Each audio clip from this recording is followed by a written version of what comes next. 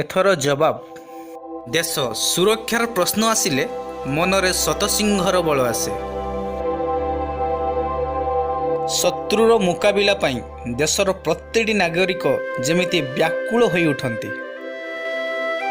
ଠିକ୍ ସେମିତି ଆମ ଦେଶର ପରିସ୍ଥିତି। 40 ଜଣ ଶହୀଦ ଯବାନଙ୍କ ପ୍ରତିଶୋଧ ନେବା ପାଇଁ ସମସ୍ତେ ଦୃଢ଼ ସ୍ୱରରେ ଦାବି କରୁଛନ୍ତି। ଆଉ ବରଦାସ୍ତ କରା ନଯାଉ, ପାକିସ୍ତାନକୁ ପାନେ ଦିଆଯାଉ।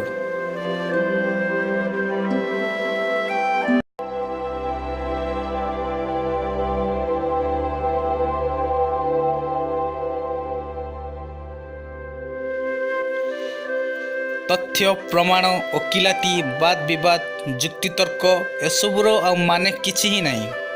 ଏଥର ଲଢ଼ା ଏମିତି ପ୍ରତିଶୋଧ ଯାହାକୁ ମନେ ରଖିବ ପାକିସ୍ତାନ।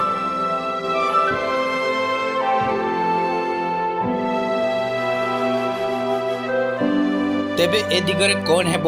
ସେନାର ଆଗାମୀ ପଦକ୍ଷେପ, ପାକିସ୍ତାନକୁ କିପରି ଜବାବ ଦିଆଯିବ, ତାକୁ ନେଇ ବିଭିନ୍ନ ସ୍ତରରେ ତର୍ଜମା ଆରମ୍ଭ ହୋଇଛି। ରିପୋର୍ଟ ଇ-ଓଡ଼ିଆ1। ଆଉ କିଛି ଲାଟେଷ୍ଟ ଅପଡେଟ୍ ପାଇଁ ଆମ ଇ-ଓଡ଼ିଆ ଚ୍ୟାନେଲକୁ ସବସ୍କ୍ରାଇବ୍ କରନ୍ତୁ, ଲାଇକ୍ କରନ୍ତୁ ଏବଂ ସେୟାର କରନ୍ତୁ।